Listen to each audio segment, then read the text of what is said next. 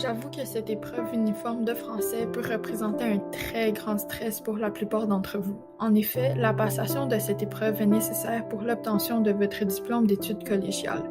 Mais ne vous inquiétez pas, nous allons vous aider.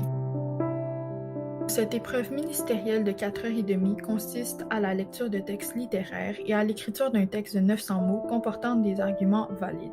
Mais vous devez également tenir compte de la langue. Saviez-vous que les fautes comptent plus que le contenu et la structure du texte? Et oui, les fautes ont un plus grand poids sur la note finale. Vous êtes stressé, hein? Ouais, je vous comprends. Ne vous inquiétez pas, nous allons vous aider en vous donnant les outils pour faire le moins d'erreurs possible. Nous savons que ça fait une éternité que vous n'aviez pas touché à une fameuse grammaire en papier. Eh bien, aujourd'hui, nous allons la faire revivre, plus précisément la grammaire ciblée.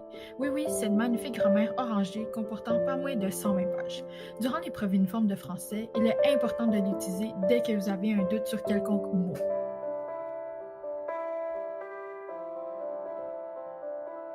Un emploi du temps mal élaboré est généralement source de stress. Pour éviter cela, il est nécessaire de suivre une démarche structurée et de la respecter afin de pouvoir écrire une bonne dissertation. Alors, comment gérer son temps durant l'épreuve uniforme de français? Tout d'abord, il est généralement conseillé de ne pas faire de brouillon pour avoir plus de temps pour l'analyse du sujet avant l'écriture, ainsi que la correction de son texte, qui est une étape très importante. Cependant, cette approche demande qu'un plan détaillé soit élaboré avant la rédaction. Alors, la première étape, qui inclut l'analyse et le choix du sujet, devrait durer environ 30 minutes. Durant cette étape, il faut prendre le temps de bien lire les documents fournis pour bien comprendre ce qui est demandé. Cela permettrait par la suite d'être moins stressé pour le contenu de l'épreuve. Par la suite, il faut choisir le sujet de rédaction selon ses intérêts. La deuxième étape, qui devrait durer environ 1 heure, est la rédaction d'un plan détaillé. Cette étape est très importante si on choisit de ne pas écrire un brouillon, car elle permet d'éclaircir ses idées avant de se mettre à écrire la dissertation. Le plan doit contenir les parties et les sous-parties de la dissertation, précisant les idées principales et les idées secondaires, ainsi que les exemples et les citations à inclure. Par la suite, il est conseillé de consacrer 2 heures pour la rédaction de la dissertation. Finalement, il est recommandé de consacrer 1 heure pour la révision et la correction, qui est une étape de même importance que la rédaction du texte. Avant de chercher dans vos outils papier, il vous faut vous relire, aller de phrase en phrase, et lorsque le moindre doute s'installe, mettez une petite étoile ou n'importe quel autre signe près de l'élément dont vous doutez. Étant donné que le doute est à la base même de votre autocorrection, il vous faut chercher dans vos outils dès que vous n'êtes pas à 100% sûr de ce que vous avez écrit. Relisez la question de départ afin d'être sûr d'avoir bien répondu. Pour les erreurs d'orthographe, il vous faut douter. Consultez le dictionnaire si vous n'êtes pas certain de l'orthographe d'un mot. Ce truc est aussi valide pour les erreurs lexicales, donc si vous n'êtes pas certain que vous avez utilisé le bon sens d'un mot, consultez le dictionnaire. Cependant, si vous hésitez en 2 homophones, il vous faudra alors chercher dans la grammaire section homophone. Il est aussi important de vérifier si vous avez mis vos majuscules, vos points, vos virgules, vos apostrophes, vos guillemets ou tout autre signe graphique que l'on peut retrouver dans une phrase. Vérifiez aussi si leur usage est pertinent et que vous les avez bien placés dans vos phrases. Pour ce qui en est des accords, il est important de trouver le donneur d'accord afin de trouver qui ou quoi donne l'accord au receveur. Ce truc est valable pour les adjectifs et les noms. Les verbes sont accordés selon le sujet. Pour les participes passés, il faudra alors vous demander si celui-ci est employé seul avec avoir ou avec être. Si vous hésitez pour la règle d'accord d'un mot, cherchez dans la grammaire, section accord. Pour trouver ces fautes en syntaxe, il vous faut vous relire attentivement. Faites comme si vous étiez le professeur et que vous n'aviez jamais lu votre texte. Ne tolérez aucune phrase qui vous semble boiteuse ou redondante ou simplement mal formulée. Rappelez-vous, mettre moins de mots dans une phrase peut valoir plus. Regardez attentivement la construction de vos phrases et de ses composantes et dès que vous avez le moindre doute, essayez de reformuler votre phrase. De plus, si vous faites plus de fautes dans une catégorie en particulier, il serait utile pour vous de mettre des post-it aux sections de la grammaire s'y référant pour que vous puissiez vous y rendre plus rapidement. Il serait aussi utile de mettre des post-it dans votre becherelle aux verbes avoir et être, puisqu'ils sont les verbes les plus utilisés.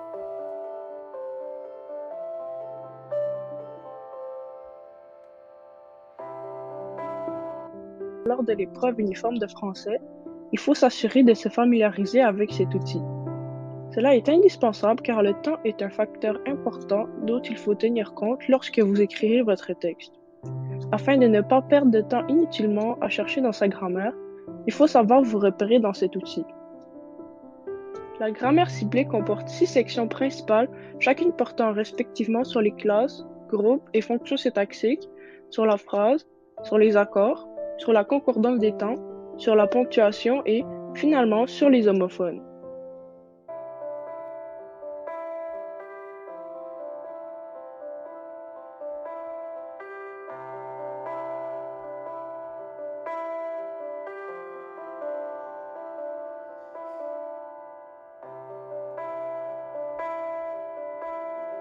Chaque section principale contient aussi plusieurs sous-sections qui regroupent divers sujets, tels que des règles ou des définitions sur différents éléments d'une phrase ou d'un texte. On peut trouver la liste organisée de toutes les sections et sous-sections dans la table des matières.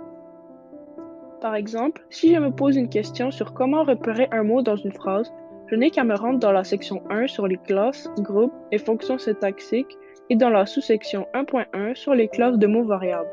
C'est là que je trouverai le contenu qui traite sur le nom, et je pourrai dorénavant savoir qu'on peut repérer un nom car il est généralement précédé d'un déterminant ou d'une préposition lorsque le nom n'est pas accompagné d'un déterminant.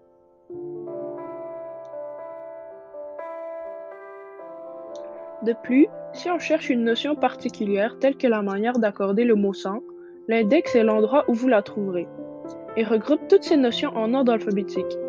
On trouverait donc cette notion à la lettre C, aux pages 9 et 49 qui sont indiquées à côté du mot sans.